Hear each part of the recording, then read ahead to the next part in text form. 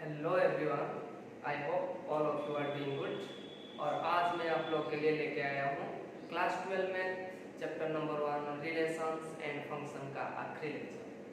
तो इस लेक्चर में हम लोग क्या पढ़ेंगे? इस लेक्चर में हम लोग composition of functions, invertible function and how to find inverse of a function, उसके बारे में डिस्कशन करेंगे। ओके, तो चलिए फिर स्टार्ट करते हैं आज का क्लास, जिसमें हम लोग कंपोजिशन ऑफ फंक्शंस के बारे में पहले डिस्कशन करेंगे। यहाँ पे हम कंपोजिशन ऑफ 2 और मोर फंक्शन कर सकते हैं, लेकिन हम सिर्फ कंपोजिशन ऑफ 2 फंक्शंस के बारे में डिस्कशन करेंगे, जो कि इस बार तुम्हारे सिलेबस में है। ओके, तो चलिए फिर स्टार्ट करते हैं composition of functions.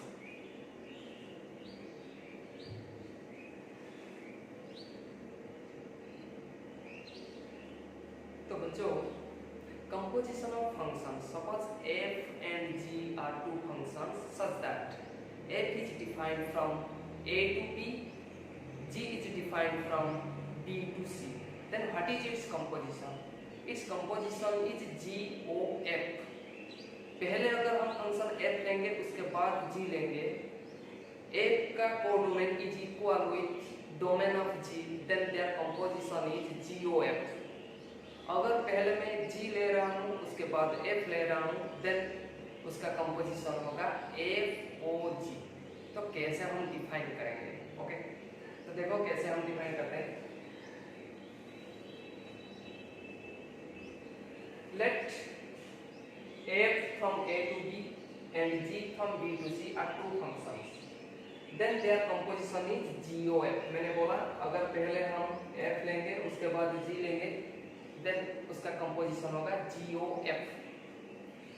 then their composition is GOF and it is defined as, वो कैसे डिफाइन है? GOF is from A to C। GOF is from A to C। Defined by, कैसे डिफाइन हुआ है? GOF x is equal to G of bracket f of x, इसका मतलब g of f of x, g of f of x। Okay, तो ये है उसका composition. अगर f is defined from a to b, g is defined from b to c, इसका मतलब f का codomain equal with domain of g, then their composition is GOF। GOF is defined from A to C, defined from A to C। Okay, तो GOF x वो कैसे हम find करेंगे ना, उसका प्रोसेस है G of f of x for all x belongs to capital A। यहाँ पे जो x हम ले रहे हैं वो f के डोमेन में है, जो कि A, f का डोमेन जो कि A है। हम जो भी एलिमेंट लेंगे f के डोमेन से ही लेंगे, f का डोमेन है A। ओके, तो f एंड g का कंपोजिशन हो गया GOF। देखो, this is a, this is b, this is c। Suppose f is defined from a to b, g is defined from b to c, then their composition is, this is GOF। It is defined from a to c, it is from a to c। तो GOF x already हमें पता है, GOF x it is G of f of x। तो ये है उसका process to find GOF, composition of two functions. अगर मैं बोलूंगा पहले मैं g लूंगा, उसके बाद f लूंगा, then g is defined from c to b, this is g फ्रॉम c to b, f from B to A, then their composition is FOG। it is from C to A, it is from C to A। तो अगर पहले मैं F ले रहा हूँ, उसके बाद G ले रहा हूँ, then their composition is GOF। अगर मैं पहले G ले रहा हूँ, उसके बाद F ले रहा हूँ, then उसका कंपोजिशन होगा FOG। क्लियरली हमें पता चल रहा है A to B F, B to C G, then their composition is GOF। It is from A to C. कैसे पता चल रहा है? सपोज x एक एलिमेंट जो कि a में है, a के अंदर फंक्शन क्या हो जाएगा? f of x। अगर मैं उसको y ले रहा हूं then g is defined from b। That means यहां पे जो फंक्शन डिफाइन होगा वो हो जाएगा g ऑफ y, जो कि कहां पे है? c में, जो कि c में है। g ऑफ y c में है, तो g ऑफ y को हम लिख सकते हैं g bracket f of x, क्योंकि y था f ऑफ x, तो इसको हम शॉर्ट में लिखेंगे g o f bracket x। बहुत सिंपल है composition of function g o f। When the function is defined from a to b it is f, b to c it is g, then composition is g o f। अगर पहले define है g उसके बाद f, then composition is f o g। Okay, clear? तो अच्छी तरह से इसको देख लो, समझ में आ जाएगा। Okay,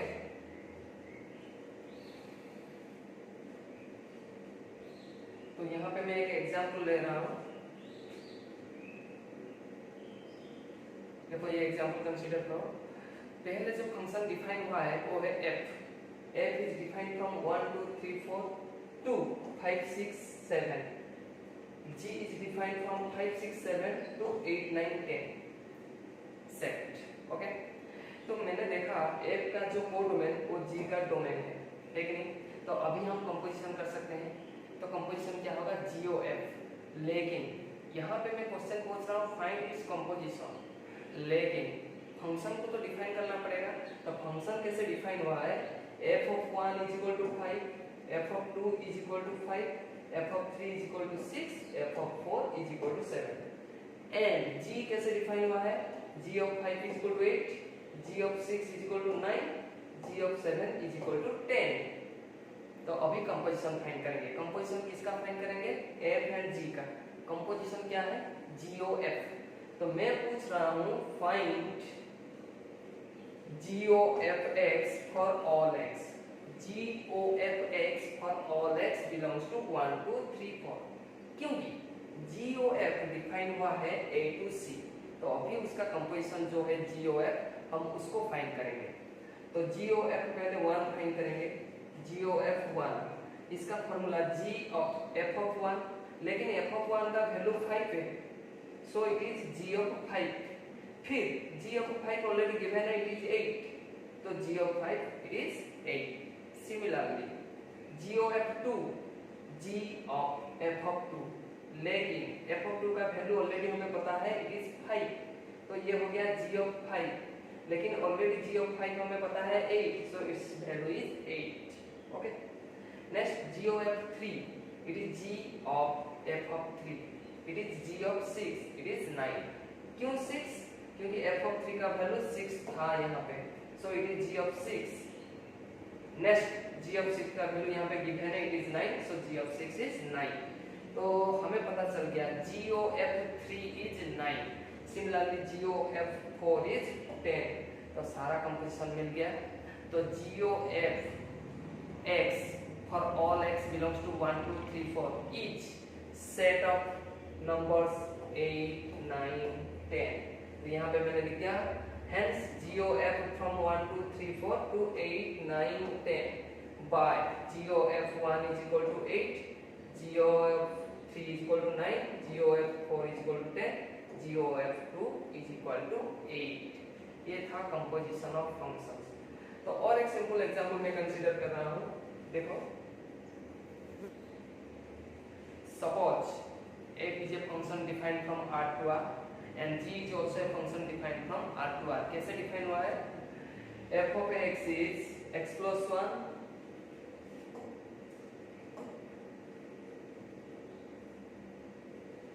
f is from R to R defined by f of x is equal to x plus 1।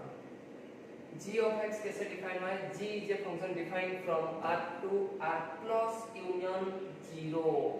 इसका मतलब positive real numbers along with 0। g is defined from R to positive real numbers union 0। तो कैसे define हुआ है? g of x is equal to mod x। g of x क्या है? mod x। तो उसका कंपोजिशन फाइंड करो। मैं बोल रहा हूँ g o f फाइंड करने के लिए। तो लेकिन यहाँ पे क्वेश्चन में बोथ एफओजी एंड जीओएफ पूछ रहा हूँ, एफओजी एंड जीओएफ।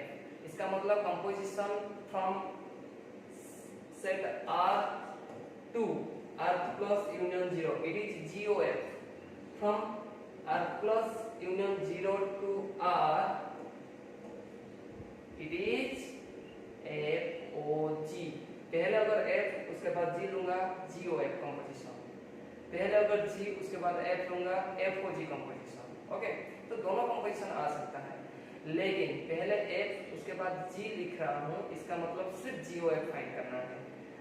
लेकिन यहाँ पे जो क्वेश्चन है, क्वेश्चन में मैं पूछा हूँ कि find FOG and GOF। Okay, तो पहले FOG फाइंड करते हैं। FOGX it is F of G of X, लेकिन G ऑफ X का वैल्यू ऑलरेडी पता है mod X, it is F mod X। Okay, F mod X। फिर ये कौन से फॉर्मेट में आ रहा है? F ऑफ X, लेकिन F ऑफ X क्या है? X plus 1, तो F ऑफ mod X कितना होगा? mod X plus 1। सो कंपोजिशन FOG हो गया mod X plus 1। Similarly GOF find करेंगे, GOFX, GOFX is G of F of X, G of F of X, G of F of X का value already पता है, it is X plus 1, तो ये हो गया G of X plus 1। लेकिन ये कौन से फॉर्मेट में आ रहा है? ये आ रहा है G of X फॉर्मेट में। G of X का वैल्यू क्या है? mod X। Similarly G of X plus 1 का वैल्यू हो जाएगा X plus 1 mod X plus 1 mod, that means mod of X plus 1। This is the composition GOF। So GOF is equal to mod of X plus 1। तो यहाँ पे मैंने एक note down किया कि FOG and GOF are not equal। तो कोई भी composition, suppose it is FOG, दूसरा है GOF, ये दोनों सेम नहीं होंगे, तो FOG is not equal to GOF। Some cases में मे बी इक्वल, लेकिन generally they are not equal. Okay, FOG is not equal with GOF। तो ये नोट है कि FOG is not equal to GOF। अगर F and G are two distinct functions, then FOG is not equal to GOF। अगर मैं same function ले रहा हूँ, maybe they are equal। Suppose F is X, G of X is Y, then it is obviously FOG जितना आएगा GOF उतना आएगा। Okay, तो ठीक है, फिर ये था कंपोजिशन ऑफ फंक्शंस। मैं एक एग्जांपल और पूछ रहा हूँ यहाँ पे। सपोज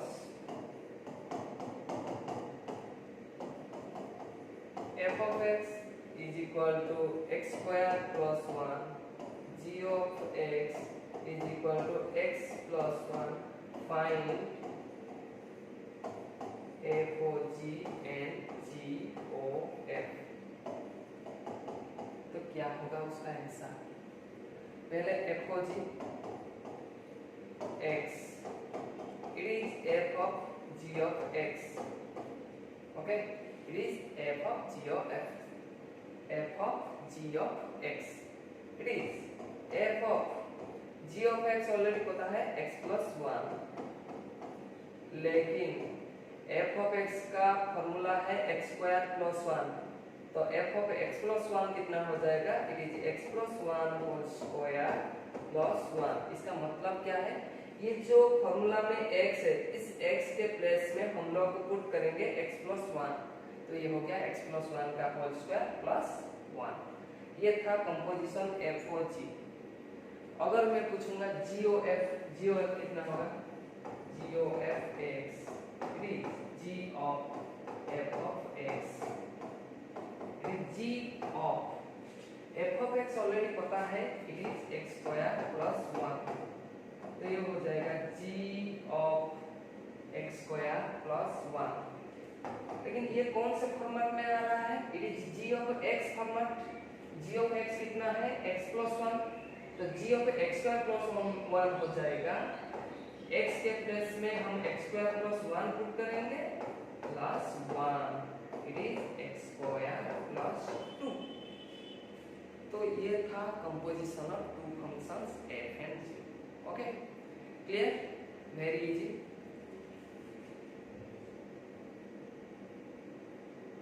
यहाँ पे और एक एग्जांपल है, f of x is equal to sin x square, g of x is equal to x square by 1 plus x square. Find f of g and g of f. Okay, तो मैंने देखा f of g x,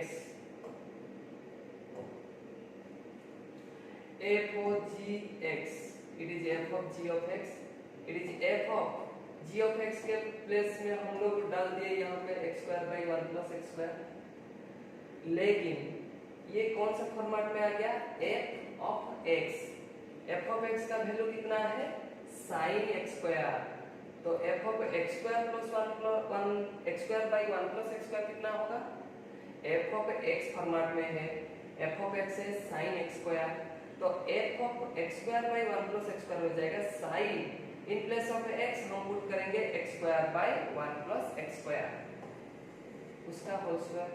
okay, तो ये हो गया उसका composition है f of g. Similarly g of f, g of f of x, it is g of sin x square. ये फिर फॉर्मेट आ गया g of x फॉर्मेट, उसका फॉर्मूला है x square by 1 plus x square, लेकिन in plus of x it is sin x square, तो ये हो जाएगा sin x square का square divided by 1 plus sin x square का स्क्वायर, तो वो है composition g of f. Okay, clear. तो अच्छी तरह से ये एग्जांपल को कंसीडर करो, हो जाएगा सारा कांसेप्ट क्लियर. ओके, तो नेक्स्ट आ रहा है इनवर्स ऑफ ए फंक्शन. हम कब बोलेंगे एक फंक्शन का इनवर्स एग्जिस्ट हो रहा है और कैसे फाइंड करेंगे. तो suppose f from a to b be a given function, then what is its inverse. उसका इनवर्स हम g, दूसरा एक फंक्शन g, उसको बोल सकते हैं. कब बोलेंगे, हम तभी बोलेंगे g को f का inverse if g is defined from b to a. g b से a को डिफाइन हुआ है, कैसे डिफाइन हुआ है, f from a to b be a given function, then f is said to be invertible. Invertible means इसका inverse exist होगा.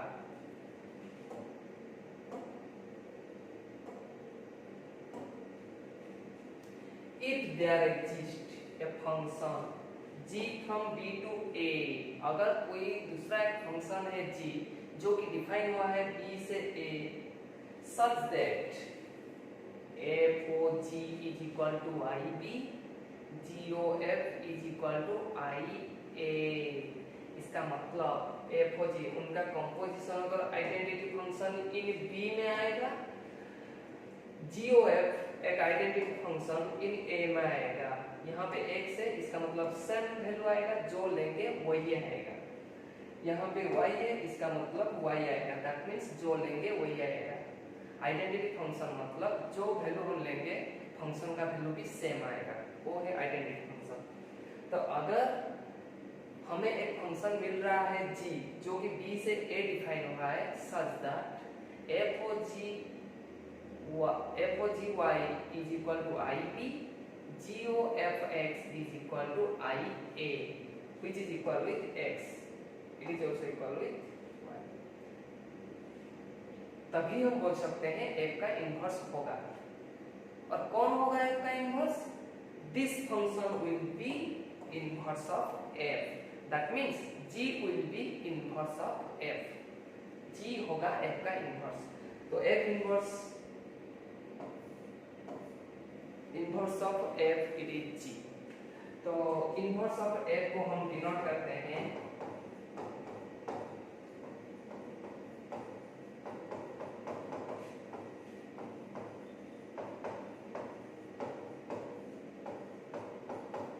inverse of f is denoted by f inverse, and here f inverse is equal with g. f inverse क्या होगा, g के साथ same होगा, इसका मतलब g होगा उसका इनवर्स. तो हम कब बोलेंगे f का इनवर्स होगा, अगर f of g and g of f composition ib and ia होगा, तभी हम बोलेंगे g will be inverse of f, that is f inverse is equal to g, where g is defined from b to a. f is defined from a to b, g must be defined from b to a। तो यहीं से हमें एक concept मिल रहा है कि एक function कब हम बोलेंगे इन्वर्टिबल, हम तभी बोलेंगे एक function invertible if it is bijective. Bijective means both on one and onto. कैसे हमें पता चला कि बाइजेक्टिव होगा? मैंने देखा f का inverse g is defined from b to a। इसका मतलब g तभी एक फंक्शन होगा अगर सारा element all elements of b must be related to elements of a। लेकिन f ऑलरेडी एक फंक्शन है, इसका मतलब all elements of a must be related to b को रिलेटेड होना चाहिए। तो दोनों को अगर हम कंबाइन करेंगे हमें पता चल गया कि all elements of A is related to B. Also, all elements of B must be at least one pre-image, क्योंकि B का सारा एलिमेंट तो रिलेटेड हो रहा है A के साथ ना। तो यहीं से हमें पता चल गया F is both on one and on two, so F is bijective। ये बाइजेक्टिव क्यों हुआ? क्योंकि G ऐसे डिफाइन हुआ है, G ऐसे डिफाइन हुआ है such that G will be its inverse। G को हम ऐसे डिफाइन किए हैं यहाँ पे such that G will be inverse of F। तो तभी हमें पता चल गया एक फंक्शन इन्वर्टिबल होगा if it is bijective, that means if it is both on one and on two।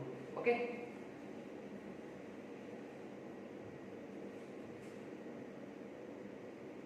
यहाँ पे एक क्वेश्चन है example, f is defined from R to R। कैसे डिफाइन हुआ है? f of x is equal to 4x plus 1, 4x plus 1।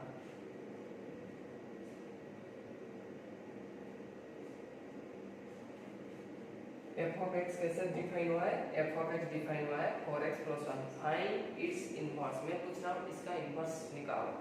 तो inverse तभी निकाल सकते हैं अगर इट इज इन्वर्टिबल। तो पहले हम चेक करेंगे वेदर इट इज इन्वर्टिबल और नॉट।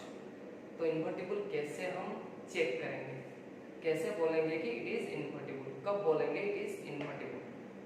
तो कंसेप्ट ये है, डेफिनेशन में हमने पढ़ा कि हम कंपोजिशन फाइंड करेंगे FOG which must be equal with IB, GOF which must be equal with IA। लेकिन हमें पहले G पता होना चाहिए, G डिफाइन करना चाहिए। तो यहाँ पे मैंने किया कि F is defined from R to R by f of x is equal to 4x plus 1। तो मैंने लिया G एक फंक्शन जो कि इससे ये R को डिफाइन है, G from R to R। कैसे डिफाइन हुआ है? तो मैंने यहाँ पे देखा f of x is equal to 4x plus 1, इसको मैंने लिख दिया y is equal to 4x plus 1। यहीं से x फाइंड किया, x हो जाएगा y minus 1 by 4। This will be our G। इसका मतलब G हम कैसे फाइंड करेंगे? जो फंक्शन गिवन है उसको y ले जाएंगे, वहां से x को एक्सप्रेस करेंगे इन टर्म्स ऑफ y। जैसे कि मैंने किया यहाँ पे x को एक्सप्रेस किया in terms of y। That function will be, that x will be our G। तो मैंने यहाँ पे G डिफाइन किया, यहाँ पे G डिफाइन किया G from R to R by G of y is equal to y minus 1 by 4।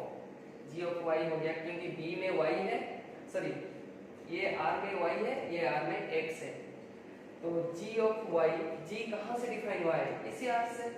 So G of y होगा, G of x नहीं होगा। Okay, G of y is equal to y minus 1 by 4। तो मुझे check करना है it is invertible, then उसका inverse find करना है। तो पहले मैं कैसे चेक कर रहा हूँ? FOG फाइंड कर रहा हूँ। FOG y फाइंड करेंगे क्योंकि यहाँ पे G का एलिमेंट पहले लेंगे, G का एलिमेंट पहले y आएगा क्योंकि G is defined from this R to this R. यहाँ पे जो एलिमेंट है यहाँ पे y है, यहाँ पे जो एलिमेंट है यहाँ पे x है। तो FOG y, इसका मतलब पहले G of y लेंगे, f of G of y it is f of y minus 1 by 4, क्योंकि ऑलरेडी मैंने G यहाँ पे डिफाइन किया है, f of y minus 1 by 4 it is, फिर ये f of x फॉर्मेट में आ गया, f of x है 4x plus 1। तो 4 into x के जगह y minus 1 by 4 plus 1। तो इसको सॉल्व किया, मैंने देखा y आ रहा है, y किस में है? इसी r में। मैंने लिया था y, आ रहा है y, so it is identity function in this r, so it is IR। Similarly GOF x find करेंगे क्योंकि f का एलिमेंट x है, g of f of x, it is g of 4x plus 1, it is 4x plus 1 minus 1 by 4. क्यों? क्योंकि ये g of x format, g of y है y minus 1 by 4, g of 4x plus 1 होगा 4x plus 1 minus 1 by 4. तो it is 4x by 4, it is x. x कहाँ पे है? इसी r में है, so it is I r. Identity क्या है? x दिया था, g of x आ रहा है x, so it is identity function in r. तो मुझे मिल गया कि f को g identity function in r आ रहा है, g of f also identity function in r आ रहा है, so f is invertible.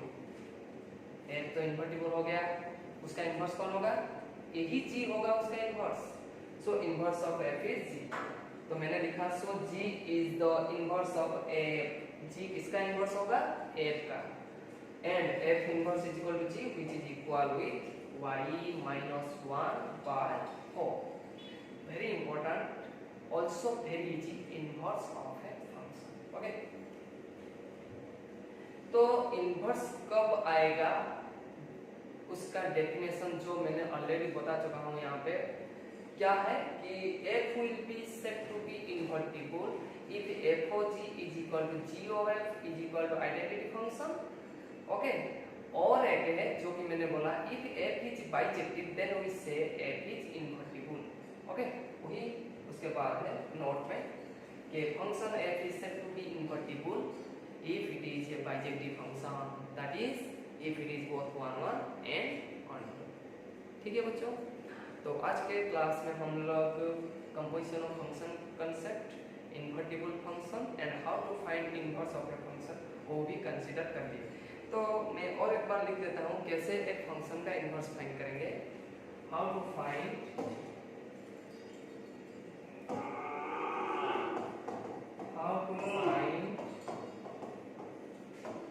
Inverse of A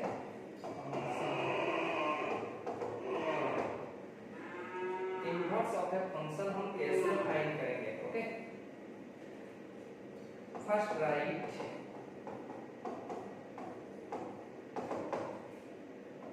f of x is equal to y. पहले हम जो f of x गिवन है उसको हम y ले जाएंगे.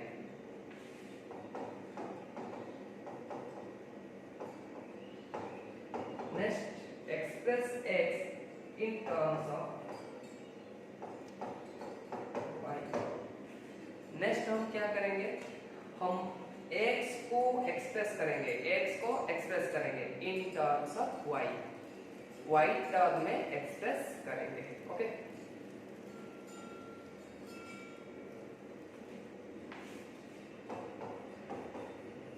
तो एक्सप्रेशन thus obtained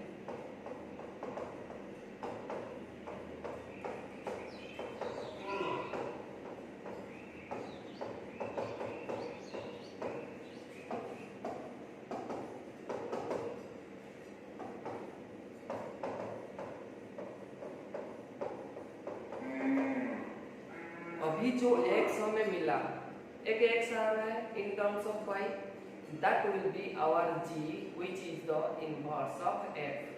तो अभी हमें मिल गया inverse of f जो कि g है. g क्या है ना? जो एक्सप्रेशन आ रहा है in terms of y.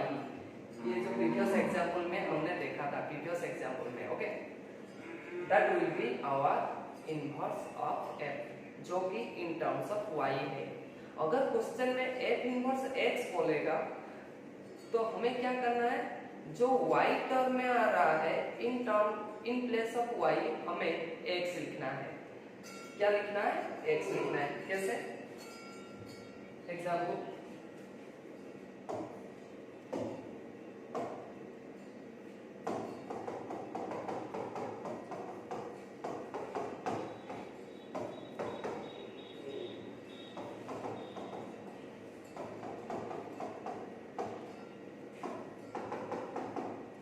यहाँ पे क्वेश्चन है f of x is 3x square minus 1.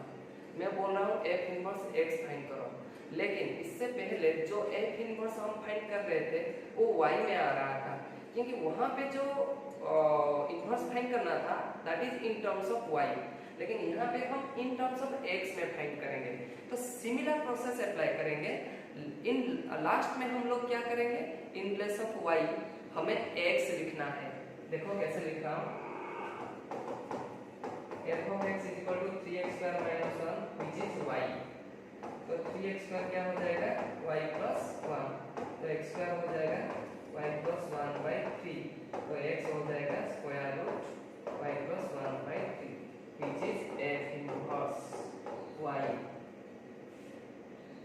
That implies it is g of y, g of y means g कितना है, f inverse, तो f inverse y, g को हम f inverse लिखते हैं, तो g of y आ गया which is f inverse y। तो हमें फाइंड करना है f inverse x, that implies f inverse x हो जाएगा x plus 1 by 3 का स्क्वायर रूट। देखो सेम आ रहा है इन टर्म्स ऑफ y, जो आया वो है g, that is the inverse of f, लेकिन हमें f इनवर्स x फाइंड करना है। f इनवर्स x कैसे फाइंड करेंगे, यहाँ पे जो एक्सप्रेशन आ रहा है उसी एक्सप्रेशन में इन प्लेस ऑफ y हमें x लिखना है which will be our f inverse x। Okay clear? तो बहुत इजी है बच्चों, अच्छी तरह से ये लेक्चर को देखना और सारा जितना सारा कंसेप्ट है उसको नोट कॉपी में नोट डाउन कर लेना। ओके अच्छी तरह से नोट डाउन कर लेना और उसको प्रैक्टिस करना, जो कि बोर्ड में हेल्प होगा। ओके ठीक है बच्चों, तो नेक्स्ट चैप्टर के साथ हम लोग नेक्स्ट क्लास में मिलते हैं। ठीक है बच्चों, आज का सेशन यहीं पे रखते हैं।